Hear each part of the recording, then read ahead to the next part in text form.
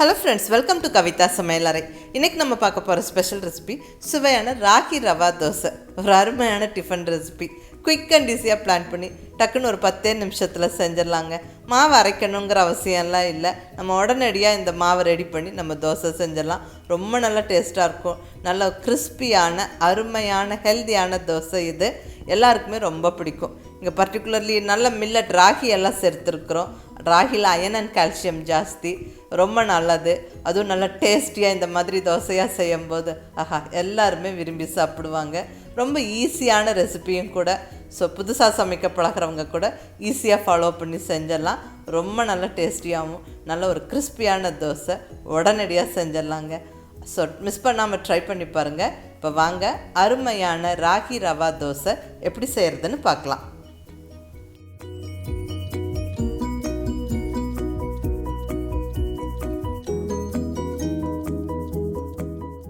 இப்போ இங்கே ஒரு மிக்சிங் பவுலில் 1 கப் அளவுக்கு ராகி மாவு சேர்த்துக்கிறேன். கேழ்வரகு மாவு. இப்போ ராகி மாவு அளவில் பாதி அளவுக்கு அரிசி மாவு, அதாவது 1/2 கப்பு அரிசி மாவு சேர்த்துக்கிறேன். எந்த கப்பில் அளந்தோமோ அதுக்கு 1/2 கப்பு. அதே அளவுக்கு ரவை, வெள்ளை ரவை. இங்கே நான் வறுக்காத ரவை தான் எடுத்துருக்கிறேன். வறுக்காத ரவையை சேர்த்துக்கலாம், அது ஒன்றும் பிரச்சனை இல்லை. நல்லா உப்புமாக்கு சேர்க்கிற வெள்ளை ரவை சேர்த்தாச்சு. இது கூட நல்ல பொடியாக நறுக்குன்னு பெரிய வெங்காயம் சேர்த்துக்கிறேன். இங்கே ஒரு பெரிய சைஸ் வெங்காயத்தில் ஒரு பாதி வெங்காயத்தை நல்ல பொடியாக நறுக்கி சேர்த்துக்கிறேன். கூடவே நல்ல பொடியாக நறுக்குன்னு ஒரு பச்சை மிளகா.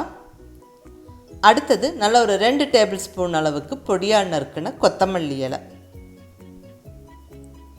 இது கூட 1/2 டீஸ்பூன் சீரகம், 1/4 டீஸ்பூன் பெருங்காயப்பொடி. அடுத்தது தேவையான அளவு உப்பு. ஃபஸ்ட்டு இதை நல்லா கலந்து விட்டுறலாங்க. நல்லா ஈவனாக கலந்து விட்டுட்டு அதுக்கப்புறம் தண்ணி சேர்த்து கலந்துக்கலாம்.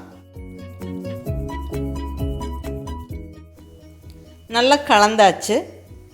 இப்போ நல்லா தண்ணி சேர்த்துக்கலாம். எப்பவும் ரவா தோசைக்கெல்லாம் தண்ணி நிறையா சேர்க்கணும். இங்கே 1/2 லிட்டர் தண்ணிக்கு மேலே சேர்த்துருக்குறேங்க. ஃபஸ்ட்டு நல்லா கட்டிக்கலாம். நல்லா கலந்து விட்டுட்டு ஒரு 10 நிமிஷம் ஊற வச்சுட்டு அதுக்கப்புறம் மறுபடியும் தண்ணி சேர்த்து கலந்துக்கணும். நல்லா கலந்தாச்சு. ஒரு 10 நிமிஷம் ஊற வச்சுருவோம். ரவையெல்லாம் சேர்த்துருக்குறோம். ஸோ ஒரு 10 நிமிஷம் ஊற வச்சுட்டு அதுக்கப்புறம் நம்ம தோசை ஊற்ற ஸ்டார்ட் பண்ணிடலாம். அந்த கேப்பில் நம்ம சட்னி எல்லாம் ரெடி பண்ணிடலாம்.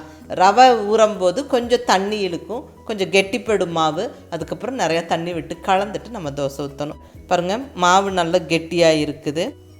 கீழே மாவு தங்கிரும். ஸோ நல்லா கலந்து விட்டுட்டே தான் நம்ம ரவா தோசை ஊற்றணும். நல்லா கலந்தாச்சு. தண்ணி மாதிரி தான் மாவு இருக்குது, பட் பத்தாது, இன்னுமே நிறையா தண்ணி விடணும் நம்ம. பாருங்கள், இந்த அளவுக்கு நல்லா தண்ணி விட்டுக்கணும். அப்போ தான் ரவா தோசை ஊற்றும் போது ஓட்டையாக வரும், நல்லா கிறிஸ்பியாகவும் இருக்கும். இப்போ கல் நல்லா சூடாயிடுச்சு. ஸோ நல்ல சூடான தோசை கல்லில் தான் நம்ம ரவா தோசை ஊற்றணும். இப்போ தோசை ஊற்ற ஸ்டார்ட் பண்ணிடலாங்க. நல்ல தண்ணி மாதிரி இருக்கிற மாவை நல்லா கலந்து விட்டுட்டு இப்படி ஓரங்கள்லேருந்து ஊற்றிட்டு வாங்க. ஓட்டையாக ஃபார்ம் ஆகும். ரொம்ப ஓட்டையாக இருந்தால் கொஞ்சம் ஃபில் பண்ணி விட்டுருங்க அங்கங்கே. இப்போ கொஞ்சம் நல்லா எண்ணெய் தெளித்து விட்டுட்டு பொறுமையாக வேக விட்டு எடுக்கணும். ரவா தோசை கொஞ்சம் பொறுமையாக வேக விடணும். ஊற்றின உடனே நம்ம எடுக்க முடியாது.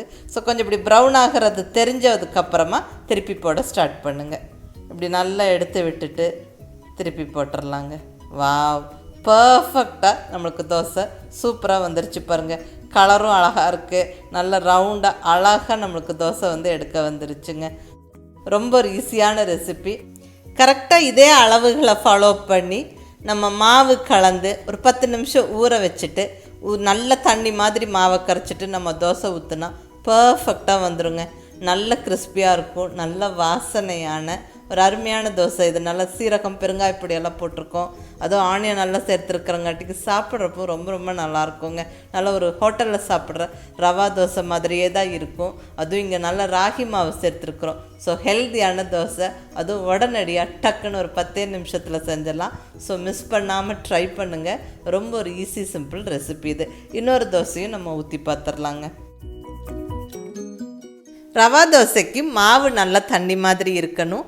நல்லா கலந்து விட்டுட்டு நம்ம ஓரங்கள்லேருந்து ஊற்றிட்டு வரணும். நல்லா ஓட்டையாக ஃபார்ம் ஆகும். அப்புறம் நல்லா எண்ணெய் தெளித்து விட்டு நல்லா கொஞ்சம் நேரம் பொறுமையாக வேக விட்டு திருப்பி போட்டு எடுத்தா அவ்வளோதாங்க, சுவையான ராகி ரவா தோசை ஜம்முன்னு ரெடி ஆயிடுச்சு. ரொம்ப ஒரு அருமையான ரெசிபி இது, டக்குன்னு பண்ணிடலாம். ஸோ மிஸ் பண்ணாமல் ட்ரை பண்ணுங்கள். நல்லா இந்த ஹெல்தி டேஸ்டி தோசையை ட்ரை பண்ணி பார்த்துட்டு எப்படி இருந்துச்சுன்னு உங்கள் ஃபீட்பேக் சொல்லுங்கள். இந்த ரவா தோசைக்கு எல்லா விதமான சட்னியும் ரொம்ப நல்லா இருக்குங்க. நான் இந்த தோசைக்கு இன்றைக்கி பரிமாறி இருக்கிறது நல்ல ஒரு பீர்க்கங்காய் கிரேவி, நல்ல தேங்காய் மசாலாலாம் அரைச்சி விட்டு செய்யக்கூடிய ஒரு அருமையான பீர்க்கங்காய் கிரேவி. சாதம், இட்லி, தோசை எல்லாத்துக்குமே நல்லாயிருக்கும். இந்த ராகி ரவா தோசைக்கும் ரொம்ப நல்ல காம்பினேஷனாக இருக்கும். உங்களுக்கு இந்த ரெசிபி வேணும்னா கமெண்ட் பண்ணுங்கள், நான் ஃப்யூச்சர் வீடியோவில் அப்லோட் பண்ணுறேன். தேங்க்யூ. இந்த அருமையான ராகி ரவா தோசை ட்ரை பண்ணி பார்த்துட்டு உங்கள் ஃபீட்பேக் சொல்லுங்கள். பிடிச்சிருந்தால் லைக் பண்ணி, ஷேர் பண்ணி, கமெண்ட் பண்ணுங்கள். கவிதா சமையலறை சப்ஸ்கிரைப் பண்ணி என்னுடைய மற்ற ரெசிபிஸும் வீடியோஸும் பாருங்கள். தேங்க்யூ.